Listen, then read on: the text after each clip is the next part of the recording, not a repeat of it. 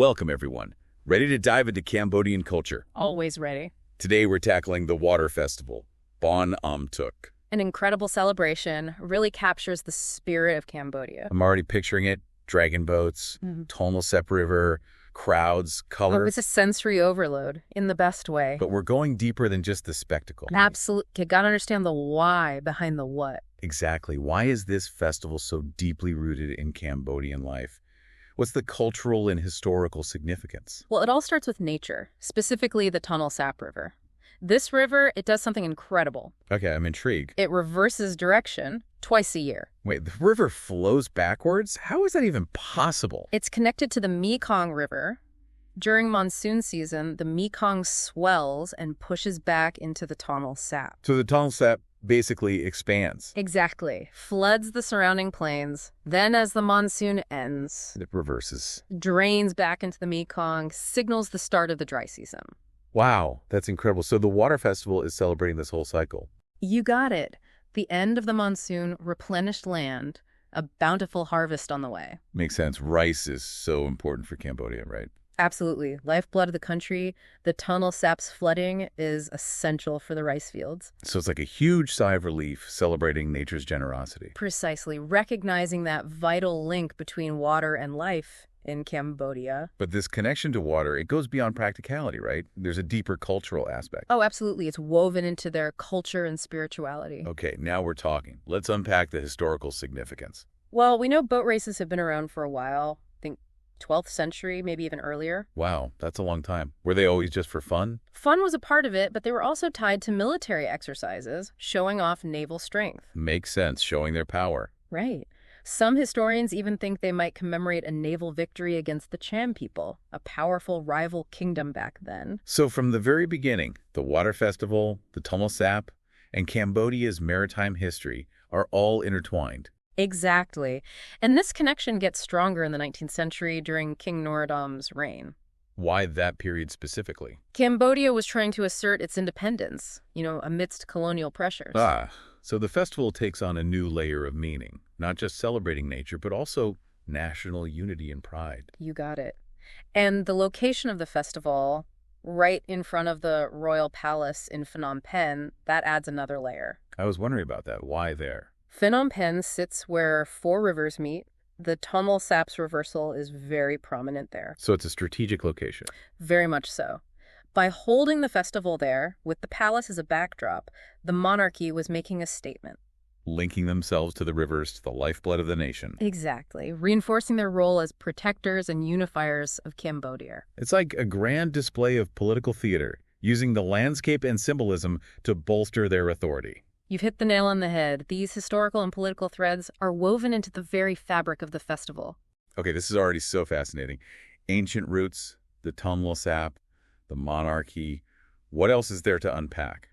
Well, we haven't talked about water itself. Its profound symbolism in Cambodian culture. It goes way beyond agriculture. It's intertwined with their spiritual beliefs. Tell me more about this spiritual connection. What does water represent?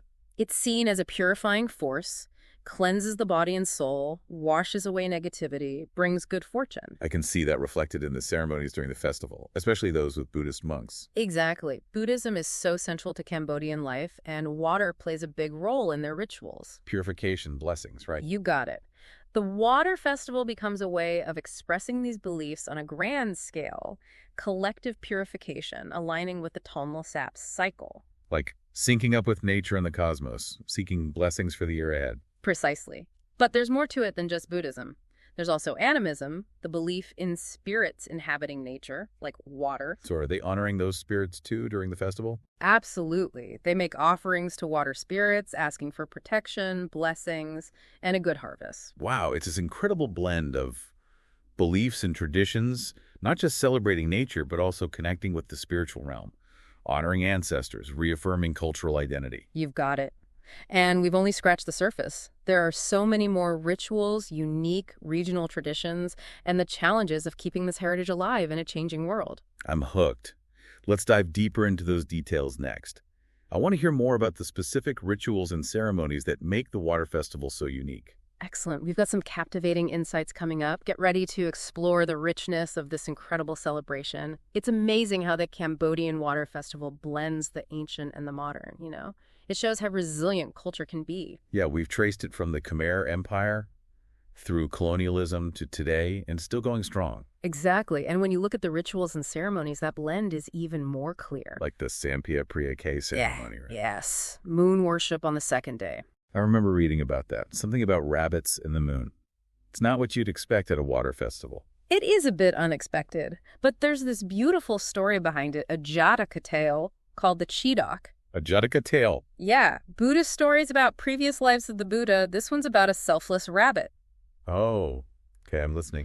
So this rabbit offers its life to a hungry Brahmin who turns out to be the god Indra in disguise. Wow, a god in disguise. The moon is so touched by the rabbit's generosity that she puts its image on her surface, like a tribute.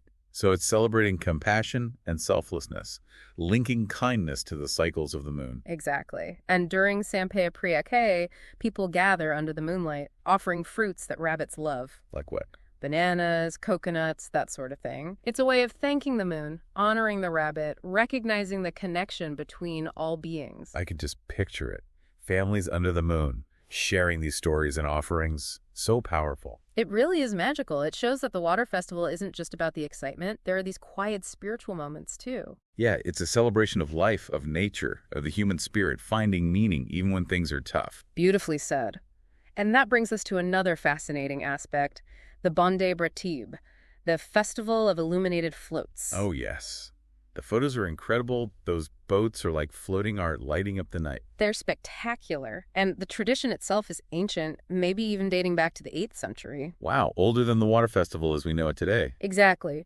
We're not totally sure about its origins, but one theory is that it was a way to honor the Naga. The Naga. Mythical serpent deities, they're believed to live in the Mekong River. The illuminated floats were meant to appease them, ensure their blessings. So we've got animism, Buddhism, all these layers of belief in one festival. Culture is fluid like that, absorbing and blending different ideas over time, creating something new. And the Bonde Bratib, with all its lights and artistry, has become one of the most visually captivating parts of the water festival. I bet it's breathtaking to see those floats on the water, the reflections, the lights on people's faces. It is. You can feel this sense of awe and wonder as they pass by. It's a reminder that the water festival isn't just about tradition. It's about beauty, creativity, the power of imagination. We've talked about how unifying this festival is, bringing Cambodians together, but I'm curious, are there regional differences? Does it look different in other parts of the country? Absolutely. The core elements are the same, but each province adds its own flavor, local customs and traditions. Give me some examples. What kind of regional spins are there? Well, in Kampong Chhnang, they're famous for their pottery. So during the water festival, they have these big displays of pottery making. So it's like a festival within a festival. Exactly. Showcasing their craftsmanship, celebrating that part of their heritage. And in Batmamang, they have this amazing nighttime parade of illuminated boats. Not the same as the Bonde Bratib. Similar idea, but different. These boats in Battambang are decorated with intricate designs, twinkling lights. It's a whole other spectacle. Wow, so each region brings its own creativity, its own art and traditions. It's a beautiful mix. And it's not just visual. In Siem Reap, home of Angkor Wat, the water festival is more spiritual. They have a ceremony offering the first rice from the harvest to monks. That's lovely, a gesture of gratitude and respect. Exactly, acknowledging that connection between spirituality, agriculture, daily life. And this focus on the spiritual side is something you see in a lot of regions outside Phnom Penh. The capital has the big races and crowds, but in smaller places, it's more about ceremonies, offerings to spirits, community gatherings. That makes sense, a more intimate connection to those ancient roots. Right, and these regional variations are key to understanding the whole picture. The water festival isn't one single thing, it's multifaceted, reflecting the diversity of Cambodia. This has been eye-opening. Ancient origins, the symbolism of water, the monarchy, regional traditions. It's so much more than just a party. It's a window into the soul of Cambodia. Beautifully said. And as we move into the final part of our deep dive, we'll look at some of the challenges and opportunities this tradition faces in the 21st century. Throughout this exploration of the Cambodian Water Festival, one thing really stands out to me. What's that? It's a celebration of resilience. I mean, it's gone through so much history, but it's still this vibrant, living tradition. It really speaks to the strength of the Cambodian people, their connection to their heritage, their ability to adapt and thrive. And those boat races, they embody that resilience, don't they? Absolutely. There's this energy, this pride that you can feel as those boats power down the river. It's more than just a spectacle. It's like a connection to the past. Exactly. A past when Cambodia was a major maritime force, its influence spanning across Southeast Asia. So each stroke of the oar is like a link to that legacy, a way of reclaiming and celebrating their heritage. Precisely. And the boats themselves, they're not just boats, They're treated with reverence, almost like sacred objects. They're given names. They often have eyes painted on them. There's this belief that they're inhabited by spirits. It's like they have their own personalities, these powerful symbols of both the physical and spiritual realms. And that reverence for the boats, it ties into the broader spiritual significance of the festival, right? Exactly. It's a reminder that this isn't just about having fun, it's about connecting to something deeper, a realm where the natural and supernatural meet. It's amazing how the festival weaves together all these aspects of Cambodian culture: history, spirituality, art, even food. Oh, absolutely. The food is a huge part of the experience, and like everything else, it has layers of meaning. There's one dish I'm curious about: og ambok, the flattened rice dish eaten at midnight. What's the story there? Og Ambok has a fascinating origin story. It's said that King Baram Richa III was inspired to create it after seeing a lightning strike, this powerful display of nature. So it was a response to that force of nature. In a way, yes. He decided to build a pagoda to honor Indra, the god of thunder and rain, and Og Ambok became the symbolic food offering, a way to appease the gods and ensure a good harvest. It's a dish that's all about resilience and adaptation, recognizing the power of nature and trying to live in harmony with it. It's incredible how even a simple rice dish can hold so much cultural significance. It shows how food, in many cultures, is more than just fuel. It's a way to tell stories, connect to the past, express identity, and in the Water Festival, it adds another layer of richness. We've explored so much about this festival, but we should also acknowledge the challenges it faces.